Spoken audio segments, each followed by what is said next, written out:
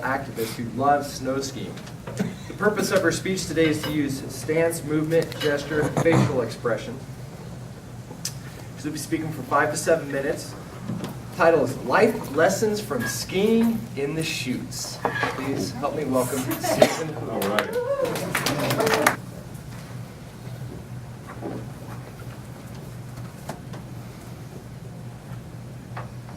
Good morning, skiers and riders. This is Dave from the grooming crew with this morning's Mount Rose 5:30 snow report. How many of you have ever called that number to find out what the conditions were like at Mount Rose? Me too. And during the winter time, it's a number that's dialed often. I love skiing, and I love skiing the chutes at Mount Rose. I've skied there since the mid-'80s, and in 2004, 2005, they opened up what was previously the out-of-bounds area at Mount Rose. It was roped off, there was skull and crossbones. You were not allowed to go into the chutes. And then 2004, 2005 ski season came about, and they opened up 200 acres of vertical called the chutes in Mount Rose. The vertical there ranges anywhere from about 45 degrees to 55 degrees, 60 degrees. It's kind of like skiing on an A-frame at Lake Tahoe at times there. But it's fun, it's exciting, it's exhilarating, and I love doing it. This we're in April.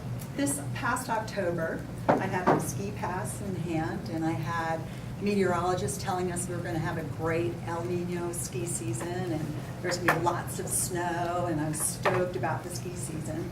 And April was also, turned out to be mammogram month for going in and getting your breast appreciation month, right? So it's kind of ironic that you were talking about genetic coding. My genetics coded me, and I ended up getting breast cancer. So scooting forward to December, I was told I needed to have surgery, and as a skier, I'm going, oh no, I want to ski, and they want me to have surgery. I made the choice, of course, to do the surgery. That was what was recommended. And I learned that I had 5 weeks that I needed to recover. After I had the surgery, I did my yoga practice and was trying to eat really well and walking and getting myself back into shape. So my 5th week visit to my plastic surgeon, everything went well. He said, you're healing well. And I said, well, can I go skiing now? So he put me through this arm routine. He goes, well, can you lift your arms overhead? And I did this. And then can you lift your arm behind you? And I did that. And he goes, can you turn your arm behind your back? And I go, yeah, I can do all those things. He goes, okay, you can go skiing. So I was really happy, and I walked out and went skiing that weekend. And I didn't go into the chutes right away because I hadn't built up my chute legs, and you do not want to be in the chutes, not like fully on top of your game. So I went in there about 3 weeks later, and then I was getting stronger. In mid-March, we had that 3 to 4 feet of snow, and the mountains were just overflowing with jauntiness of snow. And I was up there skiing with friends, and when you go into the chutes, they have these gates that you go into, and there's a gate called Beehive and one called El Cap, and then there's this other one called Nightmare. And we had skied a couple of the other runs, and I was feeling good, and so I decided we were going to do Nightmare. And Nightmare is a situation where you kind of have to navigate some trees and rocks. And so I decided to go skiers left, and I did my couple of turns. And I'm turning, and the mountain was just going to open up, and I was just going to ski down, right? And all of a sudden, I see this shadow coming at me.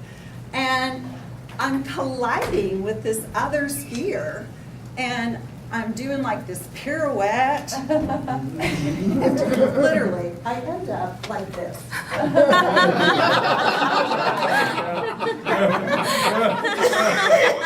Hanging in the chutes, like, you're on the A-frame.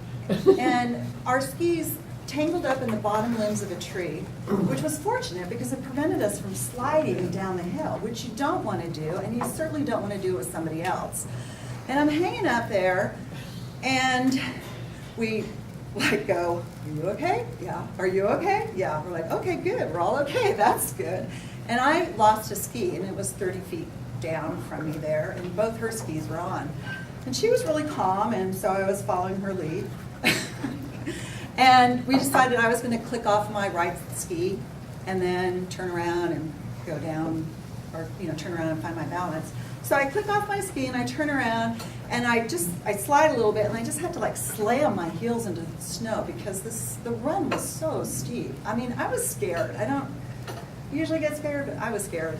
And she comes around and she goes, I'm not going to leave you. I'm going to go down and get your other ski. I'll wait for you down there. Take as long as you want to get down the hill, and I'll help you get your skis on. So I'm like doing this really weird crab thing. But I didn't want to start sliding because when you break loose and stuff happens. I get down there, and she helps me get my skis back on and everything, and I say, by the way, what's your name? And she goes, Julie. I go, hi, Julie, I'm Susan. Thank you. Sorry about all this. And, we're like, have a good day. And we took off. Later on in the day, at the bar at Rose, talking to a friend of mine and telling her about my adventure in the nightmare chute. And I say to her, she goes, well, what was her name? And because there's not a lot of women that ski in the chutes. So she goes, I said, oh, Julie. And she goes, oh, yeah, I saw her skiing today. It was her day off. She's a ski patroller at Melrose. And I thought, what a great person to run into. She was, knew to stay calm and everything. And as I was thinking about this speech and how it relates to going through breast cancer, it's just, it's just about staying calm. I mean, stuff is happening around you all the time, and you can project out to what if, but it's really good, and skiing in the chutes has taught me that, is to stay into what is and not freak yourself out about what can happen. Thank you.